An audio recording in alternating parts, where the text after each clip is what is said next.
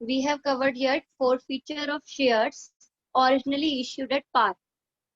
And in that topic, we have covered when the all forfeited shares were reissued and when partly reissued.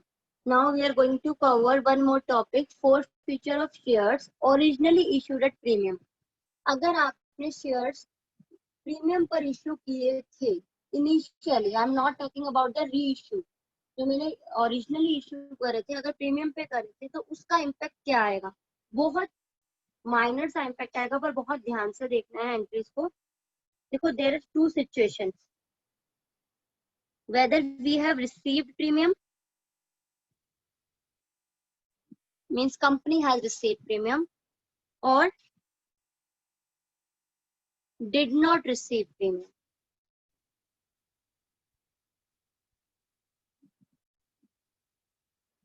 आप पे भी कह सकते हो कि paid premium, the person has paid premium, the defaulter has paid premium और defaulter has not paid premium. If defaulter has paid premium, then there will be no change in any entry. There will not be any changes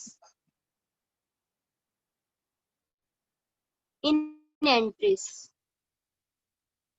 कोई change नहीं होगा. Normal 3 entries which we used to make, first entry, second entry and third entry, the entry will be the same. But if the premium has not been paid by the defaulter, by the shareholder, अगर उसने premium पे नहीं किया, then what will be happen? There will be a minor change in first entry. The change will be security premium will be debited.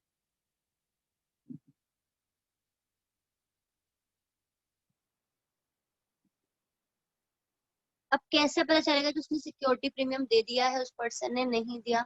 कैसे पता चलेगा? आपको simply पता चल जाएगा. Suppose I am taking example, application पर 3 रुपीज, अलॉटमेंट में 3+2, first call पर 2, सेकंड कॉल पर 2, और ये 10 रुपीज का शेयर था. If a person has paid the allotment money, अगर अलॉटमेंट तक पे कर दिया, that means he has paid the premium. If the person has not paid allotment money, that means he has not paid allotment. So it means he has not paid the premium also. Simply अगर premium पे कर दिया है, then ignore the premium. आप सोचो ही मत premium है, hide कर लो इसे. प्रीमियम जैसा क्वेश्चन ही नहीं है. नॉर्मल क्वेश्चन करो, प्रीमियम को हाइड कर लो और नॉर्मल 3 एंट्रीज. अगर यहाँ पर मैं बात करूं, 1000 शेयर्स हमने किसी के फॉरफिट करे on the non payment of second call, so entry will be share capital account debit to share forfeiture account to share second call account.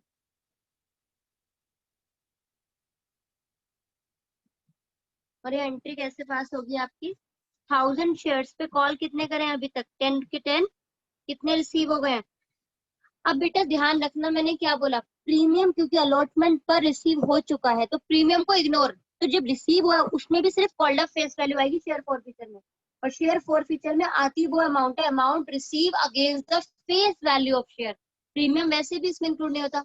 और दूसरा मैंने बोला इग्नोर की प्रीमियम है भी, यहाँ मैंने हाइड कर लिया. रिसीव कितना हुआ? 3 + 3 + 2, 8 रुपीज रिसीव हुआ है 1000 शेयर पे, तो 8 रुपीज आ जाएगा फॉरफीचर में और 2 रुपीज आपका आ जाएगा कॉल में. बाकी दोनों एंट्री सेम. पूरा क्वेश्चन ही सेम है. अगर उस पर्सन ने प्रीमियम दे दिया तो, अगर आपका क्वेश्चन आता है कि मैम प्रीमियम 2 पर है, अलॉटमेंट पे भी फर्स्ट पर भी, और उसने 1 दे दिया 1 नहीं दिया, तो क्या होगा? बेटा जो दे दिया है उसे इग्नोर, जो नहीं दिया वो सिक्योरिटी प्रीमियम डेबिट हो जाएगा. जब भी नहीं देता, अगर मैं इसी क्वेश्चन को इस तरीके से डील करूं कि the person has not paid allotment, उसने अलॉटमेंट नहीं दिया, then what will be happen over there? यहाँ पर क्या होगा अगर उसने अलॉटमेंट नहीं दिया? Entry will be share capital account debit security premium debit to share forfeiture account to share first call account. Question की लैंग्वेज समझना, मैं आपको फ्रेमिंग करके दोबारा से, company has forfeited 1000 share because of the non payment of allotment and first call money. Second call not yet made, pass the necessary journal entry for the forfeiture and then reissue. फिलहाल forfeiture की बात करते हैं क्योंकि reissue में तो कोई change है ही नहीं। अभी तक कंपनी ने सेकंड कॉल मेड नहीं करी, तो कंपनी की called up face value share की कितनी है? 3 + 3 + 2 8 रुपीज है। 1000 into 8 will be in share capital. 1000 into 2 will be in security premium. What we have received against the face value, इस 8 रुपीज के अगेंस्ट मैंने क्या रिसीव करा है? 3 रुपीज ओनली, क्योंकि ना मेरे को ये रिसीव हुआ ना मुझे ये रिसीव हुआ। तो यहाँ पर आएगा 1000 into 3 first call, 1000 into 2 and allotment पूरी, जब नहीं पे किया तो पूरा ही लेना है, 1000 into 5। यहाँ 10 आ गया और इधर का टोटल भी आपका 10 ही आएगा। It must be clear to you, अगर मैंने प्रीमियम रिसीव, मतलब मैं अगर कंपनी और मैंने प्रीमियम रिसीव कर लिया है तो there will be no change in this entry. You will ignore premium from each and every amount. यहाँ भी मैंने प्रीमियम जब रिसीव करा था वो भी इग्नोर करा, यहाँ सिक्योरिटी प्रीमियम डेबिट भी नहीं किया, कुछ भी नहीं। मैं यहाँ प्रीमियम हाइड कर लूंगी और नॉर्मल क्वेश्चन को सॉल्व कर लूंगी, राइट। और जब मुझे प्रीमियम रिसीव नहीं हुआ तो मैं उसको पूरा देखूंगी, सिक्योरिटी प्रीमियम डेबिट भी करूंगी, और जब अलॉटमेंट रिसीव नहीं हुई है वहां पर भी मैं पूरी अमाउंट। तो हम कर लेते हैं एक क्वेश्चन टीएस ग्रेवाल की बुक का, ज्यादा अच्छे से क्लियर हो जाएगा आपको। क्वेश्चन नंबर 67,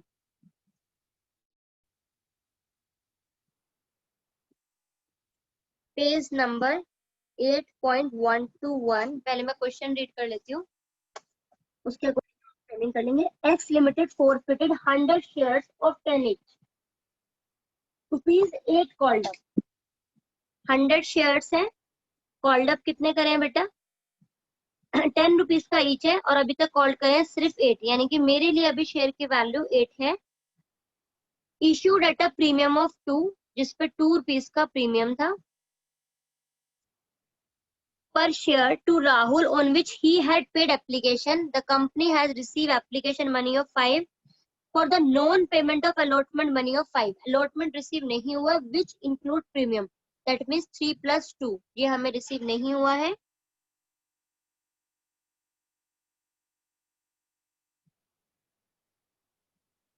आगे बोला है out of these 70 share were reissue, ये forfeiture की इंफॉर्मेशन। अब आता है रीइश्यू की information. 70 shares were reissue to Sanjay at ₹8 called up 4 rupees 7। 8 rupees का शेयर 7 रुपीज में आपने दिया है। अभी कैसे पता चला कि एज 8 कॉल्ड अप 4 रुपीज 7? ये जो 4 वाली लैंग्वेज होती है बेटा, इतने में इश्यू करा है। 8 रुपीज का शेयर था, 7 रुपीज में किया है reissue. Now pass the necessary journal entries. इस क्वेश्चन में बहुत ध्यान से देखना कि प्रॉब्लम कहाँ पर अराइज हो सकती है। फर्स्ट एंट्री में मेनली प्रॉब्लम अराइज होती है। यहाँ पर 8 रुपीज कॉल किए थे, 2 रुपीज प्रीमियम के थे, टोटल हो गए 8 + 2, बट मैं इसको 8 ही बोलूंगी, जिसमें से एक पर्सन ने एप्लीकेशन दे दी थी और अलॉटमेंट नहीं दी थी। Because the person has not paid the allotment, that means he has not paid the premium. If the person has not paid the premium, then security premium will be debited in first entry. It must be clear to you. If the person has not paid premium, the premium will be debited in share forfeited entry. The entry will be share capital account debit, security premium account debit, to share forfeiture account, to share allotment account. यहाँ पर कितनी amount आएगी share capital में? Called up face value into number of shares, that means 100 into called up face value कितनी है 8, that means 800.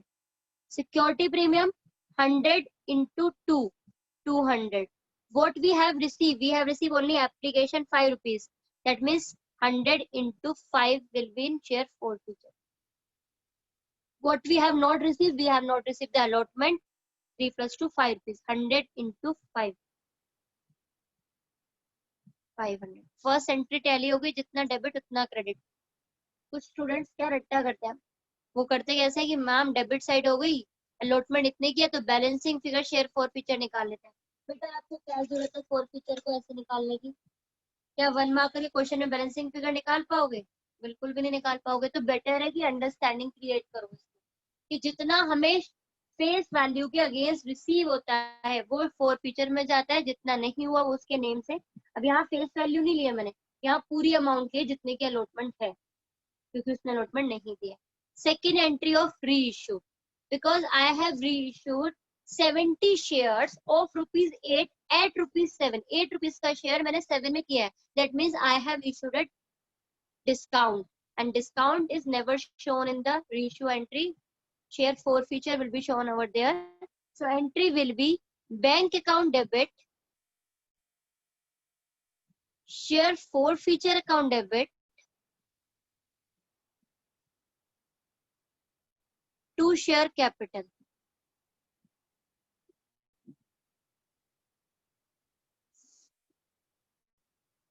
Bank debit with the amount of 100 into, sorry, I have reissued 70 shares. 70 into 7, 490. Share forfeiture में discount 70 into 1, 70, and share capital में total 70 into 8, 560. And the amount transferred to capital reserve will be in third entry. कितना amount transfer होगा capital reserve में? Entry will be share forfeiture account debit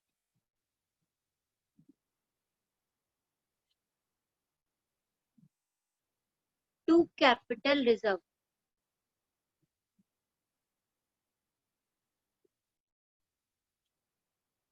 ये कैसे निकालना था?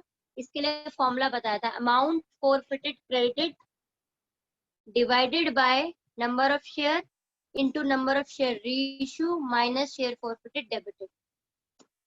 So amount will be 500. It was a gain of 100 share into 70 minus 70.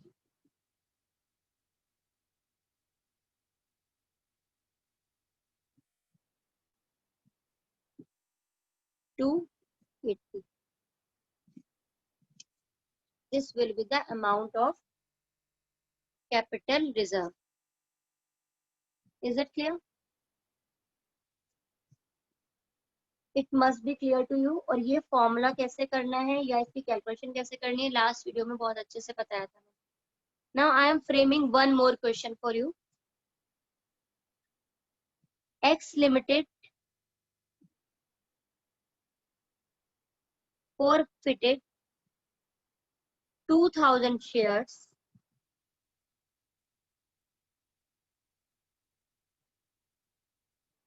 for the non-payment of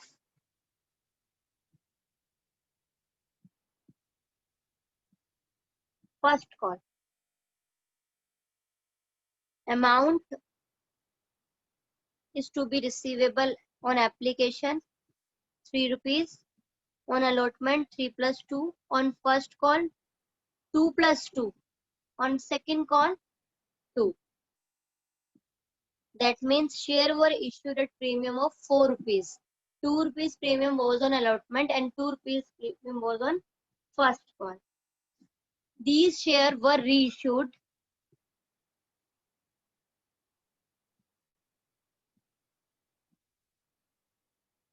at rupees 12 as fully paid up. Pass the necessary journal entry for the reissue, forfeiture and capitalization. इस question को ध्यान से देखेंगे. यहाँ पर दो premium थे, एक अलॉटमेंट पे और फर्स्ट कॉल पे. person has paid allotment money, but he has not paid the first call. I have cleared recently that the allotment, whether received or not, doesn't matter. Security premium received or not matters a lot. If we have received the security premium, then we will ignore that security premium.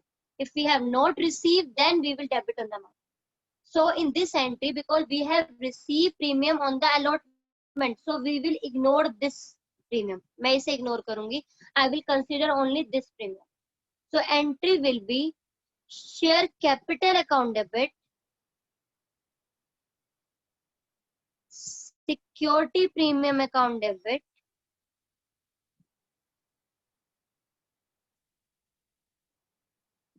to share forfeiture account,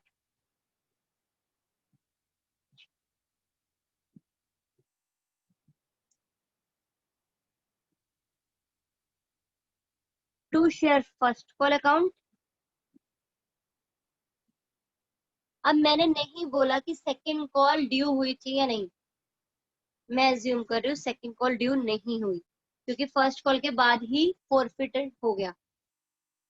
to share first call तक हमारा question हो गया. अब देखो कितना called up face value थी. Called up face value was 3 + 3 + 2, it was 8. So 2000 into 8 will be in share capital. Security premium will be debited only by the amount which has not been received. मुझे first call पर receive नहीं हुआ है तो यही वाला debit होगा 2000 into 2. To share forfeiture. Forfeiture जब क्या करोगे, जो हमें रिसीव हो गया, receive against the face value, इसको तो इग्नोर ही करना है वैसे भी. तो मुझे रिसीव कितना हुआ, 6 रुपीज हुआ. 2000 into 6 and what we have not received first call 2000 into 4. बहुत ध्यान से देखना, जब रिसीव हो रहा है तो मैं प्रीमियम को इग्नोर कर रही हूँ, कहीं भी है ही नहीं, ना वो डेबिट में है ना वो इस फॉरफीचर में है. लेकिन जब रिसीव नहीं हो रहा है तो मैं दो जगह कंसीडर कर रही हूँ, यहाँ डेबिट भी कर रही हूँ और इसमें इंक्लूड भी कर रही हूँ, डेबिट क्रेडिट इक्वल कर रही हूँ. ठीक है. First entry will be the share capital debit, security premium debit, to share forfeiture, to share first call. यहाँ आ जाएगी 16,000 अमाउंट, यहाँ 4,000, यहाँ पर 12 और यहाँ पर 8, 20. Then reissue bank account debit 12 rupees में शेयर रीइश्यू करा एज फुल्ली पेड अप. मतलब फुल्ली पेड अप मतलब पूरा जितने का शेयर होता है, पूरा शेयर कितने का, 10 रुपीज का. 10 रुपीज का शेयर हमने 12 में रीइश्यू कर दिया, that means we have reissued at a premium. So bank account debit to share capital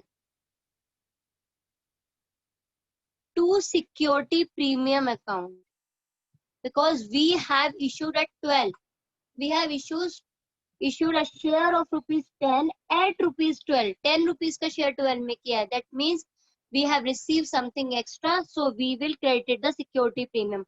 और ये security premium ये वाला नहीं है, कभी आप इसको इसके साथ मैच कर दो बाद में, तो ऐसा नहीं है. बैंक डेबिट कितने से होगा हमारा, क्योंकि हमने इश्यू कर दिए सारे शेयर, तो 2000 into 12, शेयर कैपिटल में 2000 into 10 and 2000 into 2 will be in security premium. And the next entry जो आप सबको बड़े आराम से पता है, share forfeiture debit to capital reserve.